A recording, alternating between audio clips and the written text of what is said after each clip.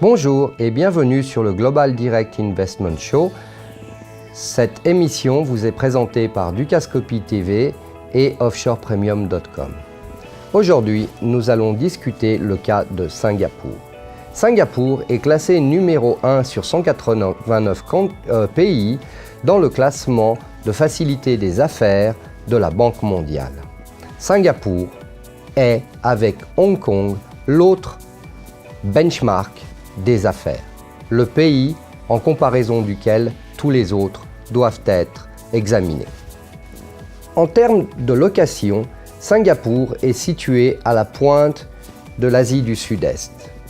Elle est au croisement de toutes les routes commerciales mondiales du Pacifique.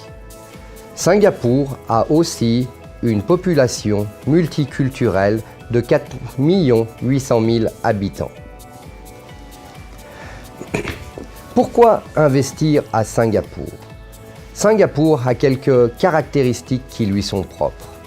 Elle a tout d'abord un système légal qui est simple et fair.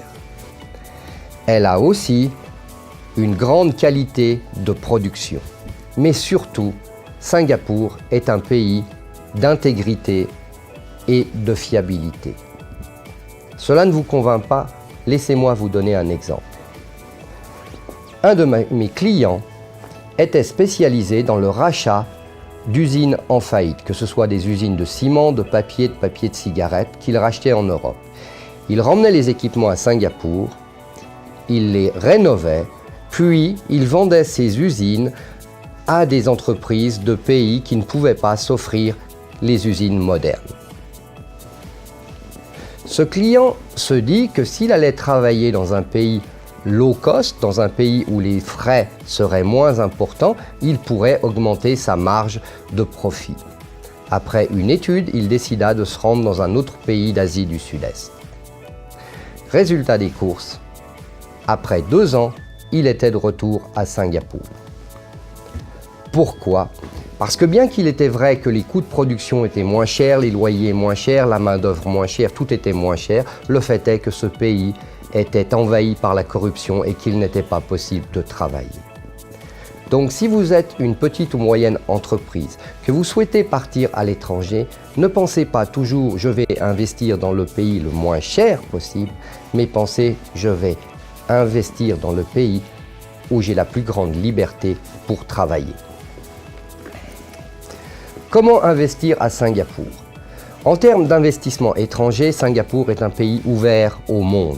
Il y a vraiment très peu de secteurs où les étrangers ne peuvent pas investir sous forme d'investissement majoritaire.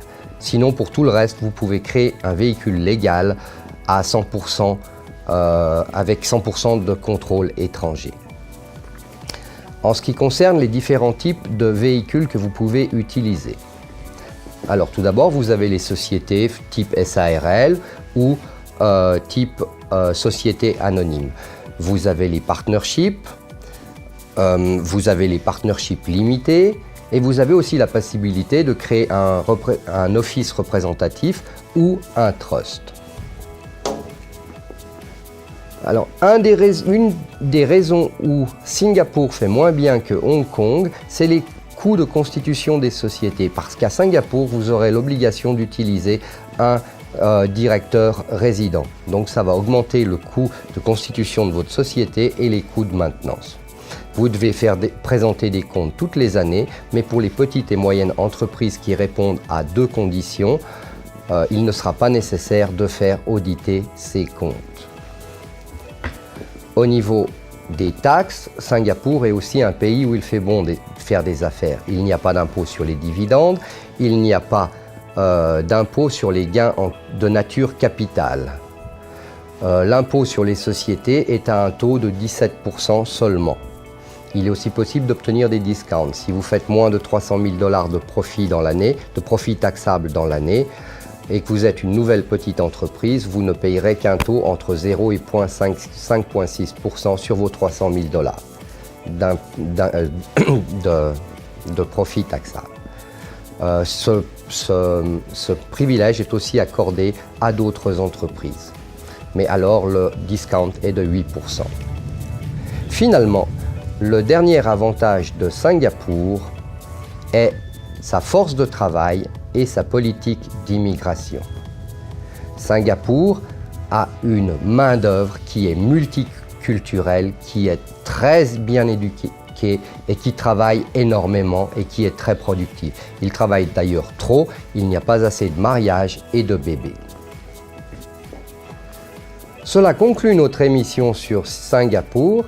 Si vous avez des questions, n'hésitez pas à me contacter à renéphilippe@renéphilippe.com ou sur Skype à renéphilippe2. Cette émission vous était présentée par Dukascopy TV et offshorepremium.com. La prochaine fois, nous parlerons de la Russie. À bientôt.